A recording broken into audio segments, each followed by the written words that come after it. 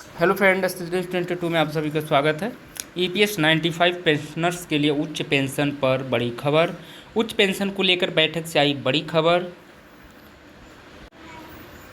सेवानिवृत्त निधि प्रबंधक कर्मचारी भविष्य निधि संगठन एम्प्लॉयज़ प्रोविडेंट फंड ऑर्गेनाइजेशन यानी ईपीएस की कर्मचारी पेंशन योजना 1995 के तहत पेंशन भोगियों ने मंगलवार को अपनी न्यूनतम मासिक पेंशन को बढ़ाकर 7,500 रुपये करने की मांग को लेकर भूख हड़ताल पर जाने की धमकी दी। वर्तमान में कर्मचारी भविष्य निधि संगठन ईपीएफओ के कर्मचारी पेंशन योजना 95 के तहत पेंशन भोगियों को सितंबर 2014 में लागू नियमों के अनुसार 1,000 रुपये की न्यूनतम मासिक पेंशन मिलती है। ईपीएस 95 पेंशन हाइक, ये बहुत बड़ी खबर है। ईपीएस 95 पेंशनर्स के लिए उच्च पेंशन पर बहुत बड़ी खबर है।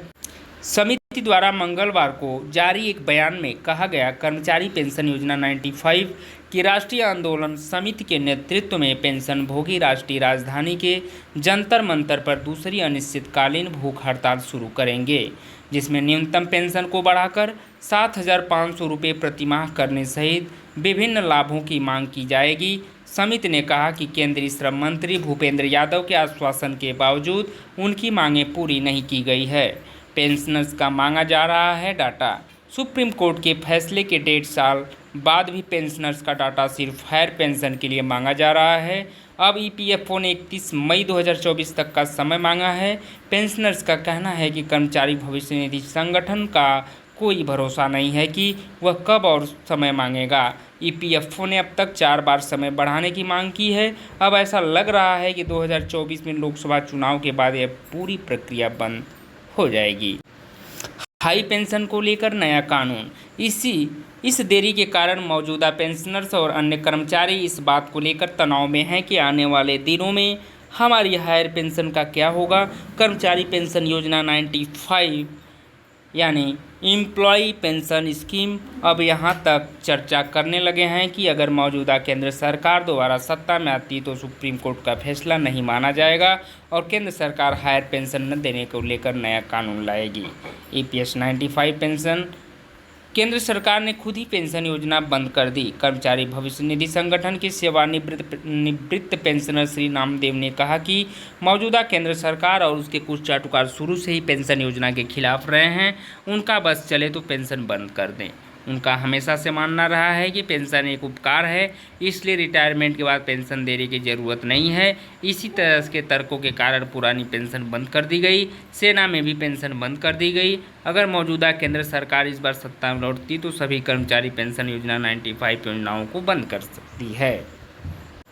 सुप्रीम कोर्ट के फैसले के बाद भी नहीं दी गई उच्च पेंशन। आपको बता दें कि उच्च पेंशन को लेकर सुप्रीम कोर्ट के समक्ष प्रस्तुत सभी साक्ष्यों और तर्कों पर विचार करने के बाद सुप्रीम कोर्ट ने उच्च पेंशन देने का फैसला किया था।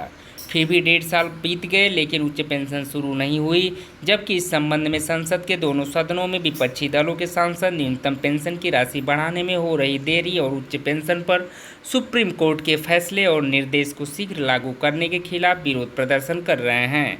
केंद्र सरकार को सबक सिखाएंगे पेंशनर्स की बैठक में विचार विमर्श के बाद सर्वसम्मत से निर्णय लिया गया कि पेंशन को लेकर केंद्र सरकार द्वारा दी जा रही टेंशन को ध्यान में रखते हुए इस बार पेंशनर्स की फौज लोकसभा चुनाव में मौजूदा केंद्र सरकार को सबक सिखाएगी। इसके तहत वे हर एक व्यक्ति के पास जाकर बता रहे हैं कि किस तरह से पेंशन को लेकर केंद्र सरकार और उनके विभागों द्वारा उन्हें परेशान किया जा रहा है। इससे साफ हो गया है कर्मचारी पेंशन योजना 95 की केंद्र सरकार ज़्यादा पेंशन देने के मूड में नहीं है, इसलिए इसका नतीजा लोकसभा चुनाव में भी देखने को मिला। फ्रेंड्स, ये केवल मात्र इंटरनेट के माध्यम से ली हुई सूचना मात्र है। कृपया इसकी पुष्टि के लिए आप लोग ऑफिशियल वेबसाइट पर जाकर जाँच करें। इसमें अस्तित्व न्यूज़ 22 का कोई भी रोल व्यक्तिगत नहीं है, केवल मात्र इंटरनेट के माध्यम से मिली हुई सूचना मात्र को हम आप तक प्रेषित कर रहे हैं। इसमें अस्तित्व न्यूज़ 22 का कोई भी दायित्व नहीं है। बहुत बहुत धन्यवाद। Thank you so much.